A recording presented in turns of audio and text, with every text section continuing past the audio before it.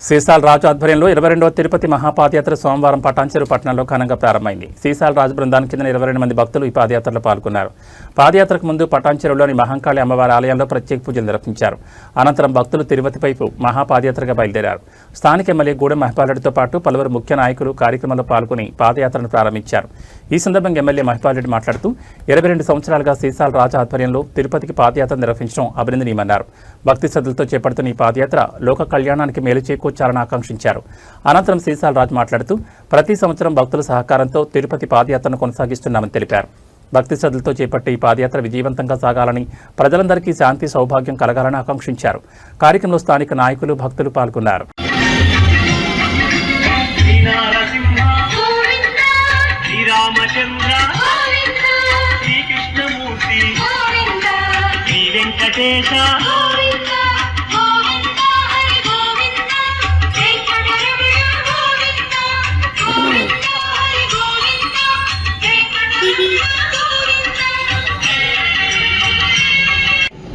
Line నిలబడదు line నిలబడ అన్నా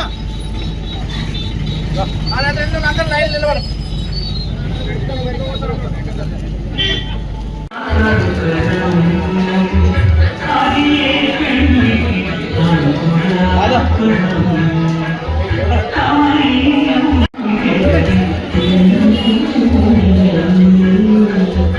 కొద్దిగా వెనక జరగాలి. కొద్దిగా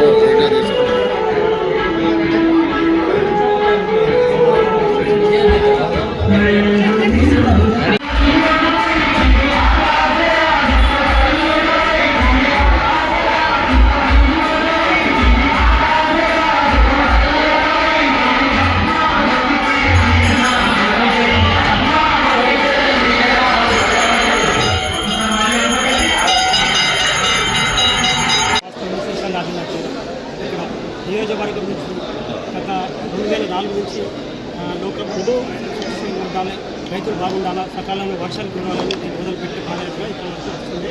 గత 21 సంవత్సరం అయిపోయింది. ఇది 22వ సంవత్సరం బయలుదేరారు. గ్రామ పెద్దలు అందరూ వచ్చి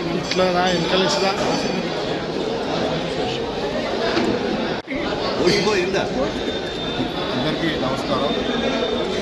పటాన్చెరు పట్టణం నుండి మా ప్రాంతవాసి సీసాలరాజు గారు 22వ సంవత్సరం వెంకటేశ్వర స్వామిని దర్శించుకోవడానికి తిరుపతికి పాదయాత్రగా ప్రతి సంవత్సరం మాదిరిగా ఈ సంవత్సరం కూడా బయలుదేరారు. వారికి ఆ దేవుడు అక్కడ దాకా పోయి రావడానికి ఎటువంటి ఆటంకం కలగకుండా పోయిన పాదయాత్రకు బయలుదేరిన వారందరూ కూడా వారు ఎటువంటి ఇబ్బందులు లేకుండా తిరుపతి వెంకన్నను దర్శించుకొని సురక్షితంగా మళ్ళీ తిరిగి రావాలని చెప్పి కోరుకుంటా ఉన్నాం.